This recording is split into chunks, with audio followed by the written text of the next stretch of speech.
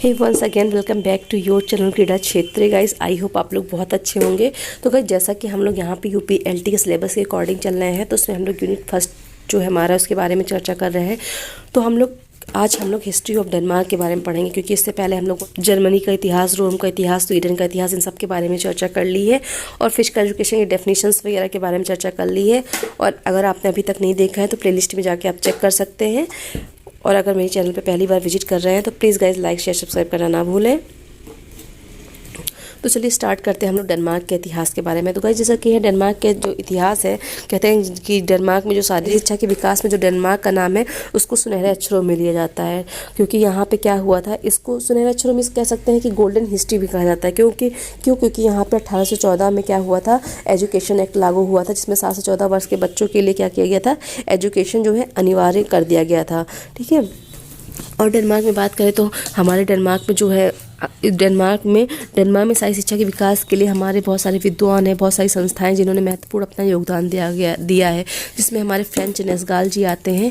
तो डेनमार्क में नेस्गाल जो है प्रथम व्यक्ति थे। डेनमार्क में नेस्गाल जी क्या थे, प्रथम व्यक्ति थे जिन्होंने आधुनिक शाही शिक्षा की नींव डाली थी। क्या आधुनिक शाही शिक्षा की नींव किसने डाली थी, फ्रेंच नेस्गाल जी ने डाली थी। और इन्होंने 1799 में नेस्गाल ने कोपेनहेगन में एक निजी रूप से एक खुले व्यायाम कक्ष की स्थापना की थी। क्योंकि गाइस क्या था, फ्रेंच नेस्गाल जी को क्या था, जिम्नास्टिक जो एक्टिविटी है, इनको बहुत शौक था जिम्नास्टिक क्रियाओं में भाग लेने का। तो उन्होंने क्या किया कि एक व्यक्तिगत व्यायामशाला की स्थापना की। तो इन्होंने क्या किया, इनका मानना क्या था कि विद्यार्थी जो होते हैं उनको शारीरिक व्यायाम और प्रशिक्षण प्रदान करने का समर्थन किया था। और इनका तर्क था कि इसके पीछे इनका तर्क था कि इसके बिना उनके स्वास्थ्य को सबल नहीं बनाया जा सकता है।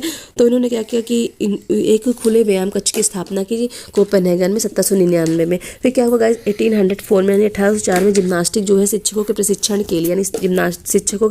के लिए इन्होंने क्या किया कि एक विद्यालय की स्थापना की, जिसका निर्देशक इसको बनाया गया, नेस्गाल जी को बनाया गया। 28 में नेस्गाल ने मैनुअल ऑफ जिम्नास्टिक तथा 1834 में जिम्नास्टिक फॉर द सेकेंडरी नामक पुस्तकें लिखी हैं।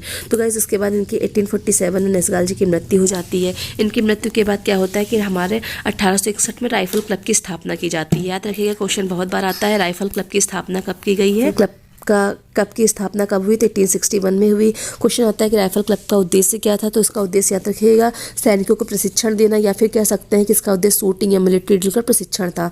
अब गाइस क्या हुआ, विद्यालय में जो शिक्षा प्रणाली थी, इसको शारीरिक शिक्षा को अनिवार्य विषय के रूप में अपनाया गया था, जिसका श्रेय किसको जाता है, राइफल क्लब को जाता है, या फिर हम लोग कह सकते हैं फॉल्क हाई स्कूल को जाता है। ठीक है। जो संस्थाएं खोली गई थी वो स्थानीय लोगों के लिए फॉल्क हाई स्कूल के रूप में क्रियान्वित हुई।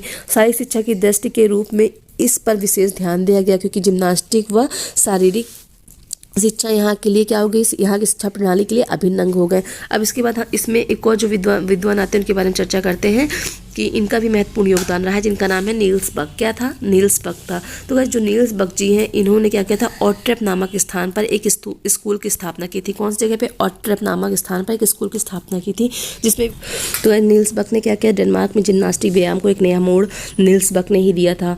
नील्स बक ने क्या किया था, ऑलरूप नामक स्थान पर जिम्नास्टिक की विद्यालय की स्थापना की थी। इन्होंने गाँव के जो निवासी थे उनको जिम्नास्टिक क्रियाओं की तरफ आकर्षित किया था।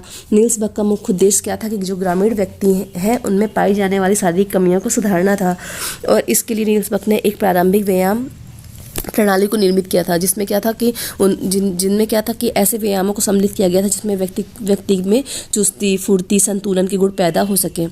जिसे उन्होंने प्रिमिटिव जिम्नास्टिक का नाम दिया था। क्या नाम दिया था, प्रिमिटिव जिम्नास्टिक का नाम दिया था, जिसमें उनकी चुस्ती, फुर्ती, संतुलन के गुण पैदा हो सके।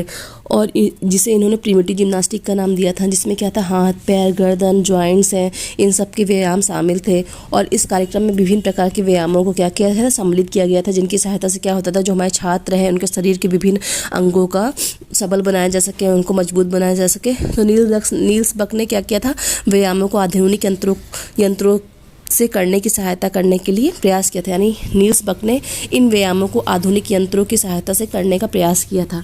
अब हम बात करते हैं वर्तमान डेनमार्क में शारीरिक शिक्षा का विकास क्या है। तो गाइस आज जो है डेनमार्क में शारीरिक शिक्षा के विकास को देखें तो वहाँ पे शारीरिक शिक्षा को विद्यालयों में अनिवार्य विषय के रूप में बनाया गया है। और विश्वविद्यालय स्तर पर भी क्या हुआ था, छात्रों को विभिन्न सारी क्रियाओं का प्रशिक्षण प्रदान करने के लिए व्यवस्था की गई थी और इसके लिए विभिन्न प्रकार की सुविधाओं की व्यवस्था की गई है। और विद्यालयों में जिम्नास्टिक के प्रशिक्षण को अनिवार्य बनाने के लिए कानून भी पारित किया गया है। 1896 में डेनिश स्पोर्ट्स फेडरेशन और 1891 में प्ले ग्राउंड एसोसिएशन की स्थापना की गई है तथा 1911 में स्पोर्ट्स पार्क का निर्माण शारीरिक शिक्षा के विकास की पुष्टि करता है।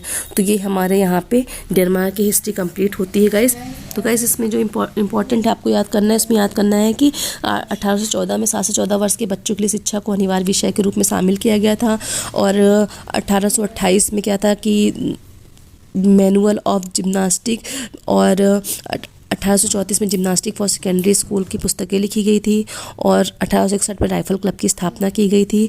और फॉक स्कूल के बारे में भी करिएगा, इससे क्वेश्चन आते हैं कि जो है विद्यालय की शिक्षा प्रणाली में सारी शिक्षा को अनिवार्य विषय के रूप में बनाया गया था, जिसका श्रेय हम लोग इसको फॉक हाई स्कूल या राइफल क्लब को देते हैं। और 1864 में दानिश संस्थाएँ बनाई गई थी। और इसके सिवा इतना ज़्यादा इंपॉर्टेंट कुछ भी नहीं है, इसमें 3 से 4 पॉइंट इंपॉर्टेंट है। और इसी के साथ में हमारी हिस्ट्री ऑफ डेनमार्क खत्म होता है। अगले पार्ट में हम लोग यूनाइटेड स्टेट ऑफ अमेरिका यानी अमेरिका के इतिहास के बारे में चर्चा करेंगे। आई होप आप सभी को ये अच्छा लगा हो। तो आप सभी को नमस्कार, आपका दिन शुभ हो।